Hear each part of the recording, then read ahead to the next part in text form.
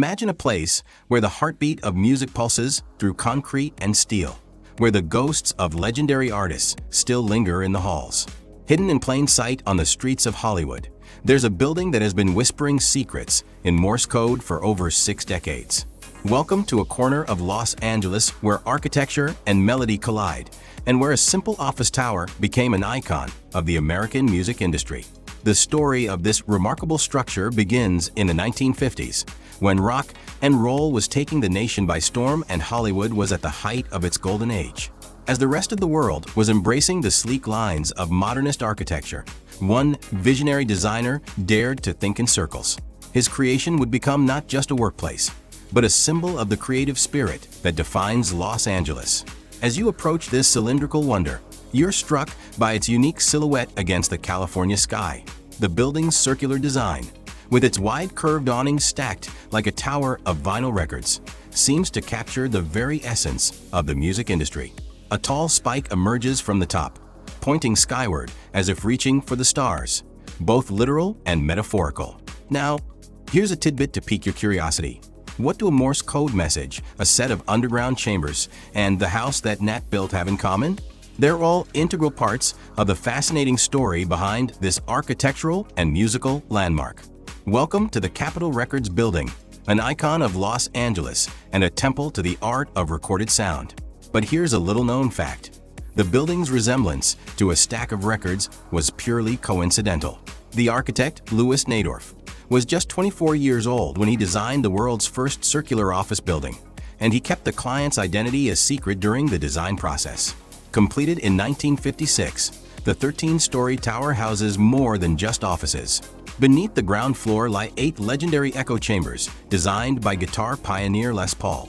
These subterranean spaces, each with a unique shape, create the rich reverberation that has characterized countless hit records produced here. Another interesting tidbit.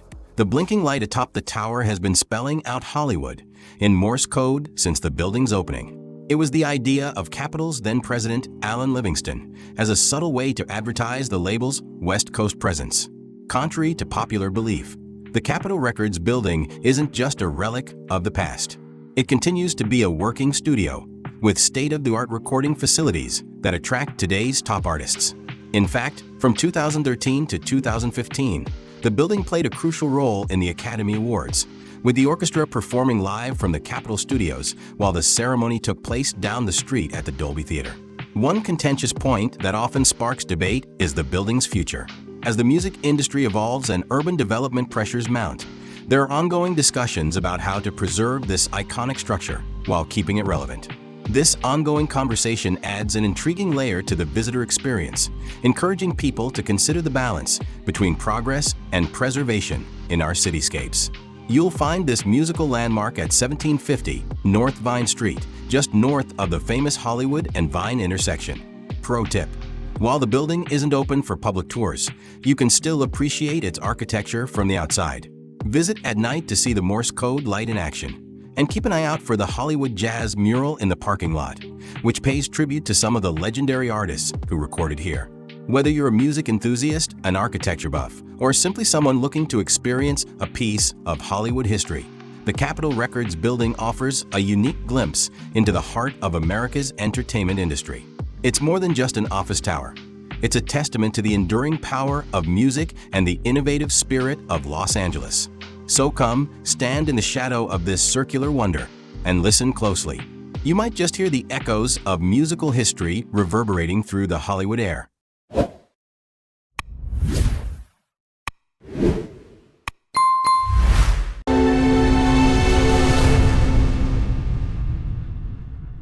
Imagine a place where the ghosts of Hollywood's golden age still linger, where the echoes of typewriters clacking out hard-boiled detective stories can almost be heard in the halls.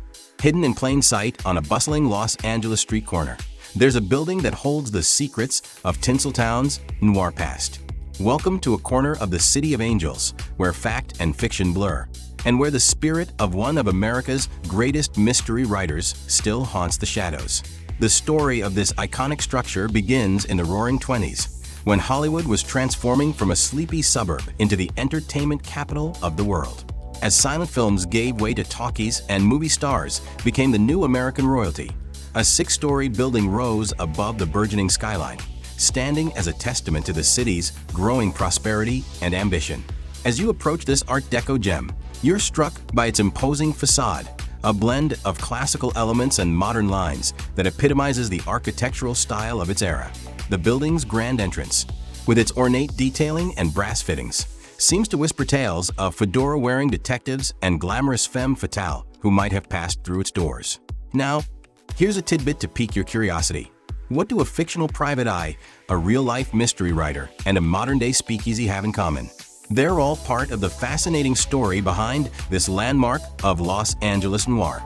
Welcome to the Cahuenga Building, the real-life inspiration for Philip Marlowe's office in Raymond Chandler's classic detective novels. But here's a little-known fact. While Chandler never explicitly named the building in his books, literary sleuths have long believed that this former bank at the corner of Hollywood and Cahuenga Boulevards was the model for Marlowe's fictional workplace. Built in 1921 as the Security Pacific Bank building, it was once the tallest structure in Hollywood. Its prime location made it a popular backdrop for silent film comedies, with legends like Charlie Chaplin, Buster Keaton, and Harold Lloyd all filming scenes in its shadow. Another interesting tidbit. The street corner below the building has been officially named Raymond Chandler Square, honoring the author who put Los Angeles noir on the literary map. It's a fitting tribute to a writer who once said, "The streets were dark with something more than night." Contrary to popular belief, the Cahuenga Building isn't just a relic of the past. Today, it houses a Prohibition-style speakeasy, bringing a touch of 1920s glamour back to Hollywood. This blend of history and modern entertainment perfectly encapsulates Los Angeles' ability to reinvent itself while never quite letting go of its colorful past. One contentious point that often sparks debate is the building's preservation. While some argue for maintaining its historical integrity, others push for modernization to keep it relevant in today's Hollywood. This ongoing discussion adds an intriguing layer to the visitor experience, encouraging people to consider the balance between preservation and progress in urban landscapes. You'll find this noir landmark at the corner of Hollywood Boulevard and Cahuenga Boulevard in the heart of Hollywood, Los Angeles. Pro tip: visit in the evening when the neon signs of Hollywood Boulevard create the perfect film noir atmosphere. And if you're feeling adventurous, try to find a speakeasy. But remember, the first rule of speakeasies is you don't talk about speakeasies. Whether you're a literature lover, a film noir enthusiast, or simply someone looking to experience a piece of Hollywood history, the Cahuenga Building offers a unique glimpse into Los Angeles' storied past. It's more than just a building. It's a portal to a time when hard-boiled detectives roamed the mean streets of LA, and every dark alley held the promise of mystery and intrigue. So come, channel your inner Philip Marlowe and step into the pages of a Raymond Chandler novel come to life.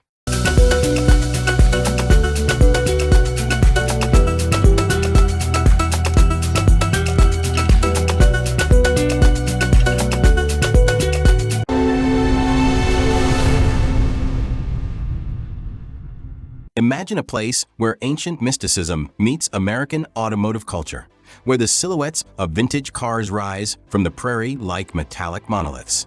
Hidden in the heartland of Nebraska, there's a structure that defies explanation at first glance. Welcome to a corner of the Great Plains where art, history, and a touch of whimsy collide in the most unexpected way. The story of this peculiar landmark begins in 1987, during a time when America was rediscovering its roots and artists were pushing the boundaries of public art. As the rest of the world was marveling at the wonders of the digital age, one man was quietly arranging a circle of cars in a field, paying homage to a prehistoric wonder an ocean away. His creation would become a testament to American ingenuity, humor, and the enduring allure of roadside attractions. As you approach this automotive Stonehenge, you're struck by the surreal sight of gray-painted cars standing on end, their noses buried deep in the Nebraska soil. The circle of vehicles, perfectly aligned to mirror its ancient inspiration, creates a stark contrast against the vast blue sky and rolling prairie. It's a scene that's both comical and strangely moving, a uniquely American interpretation of an age-old mystery. Now, here's a tidbit to pique your curiosity. What do a family reunion, 39 automobiles, and the summer solstice have in common? They're all integral parts of the fascinating story behind this offbeat monument to American car culture. Welcome to Carhenge, a full-scale replica of England's Stonehenge, constructed entirely from vintage American automobiles. But here's a little-known fact. The creator, Jim Reinders, spent years studying the original Stonehenge while working in England, ensuring his automotive version would be as accurate as possible. The monument consists of 39 vehicles, all dating from the 1950s and 1960s. The heel stone is a 1962 Cadillac. Reinders and about 35 family members built the sculpture in June 1987 as a memorial to his father, who once lived on the farm where Carhenge now stands. They dedicated it on the summer solstice, mirroring the believed purpose of the original Stonehenge. Another interesting tidbit. While Carhenge was initially met with skepticism by local authorities, it has since become a beloved attraction, drawing over 60,000 visitors annually to the small town of Alliance. Contrary to what some might assume, Carhenge isn't just a static display. The site has expanded to include the Car Art Reserve, featuring sculptures made from cars and car parts. These include the Ford Seasons, a representation of Vivaldi's Four Seasons using Ford cars, and the Ford Seasons, a clever play on words using 4 Ford Falcons. One contentious point that often sparks debate is the environmental impact of the installation. While some argue it's a creative way to repurpose old vehicles, others question the long-term effects of having paint-covered cars partially buried in the soil.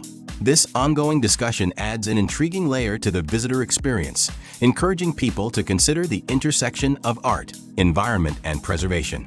You'll find this automotive wonder just north of Alliance, Nebraska, about 3 miles off Highway 87 on County Road 59. Pro tip: visit during the summer solstice for special events, or at sunset for dramatic photo opportunities. The site is open year-round and admission is free, but donations are appreciated for maintenance. Whether you're a car enthusiast, an art lover, or simply someone seeking a unique road trip destination, Carhenge offers a truly one-of-a-kind experience. It's more than just a quirky roadside attraction. It's a testament to American creativity, a celebration of our automotive heritage, and a reminder that art can be found in the most unexpected places. So come, marvel at this metallic megalith, and let your imagination run wild among the prairies and painted cars of Nebraska.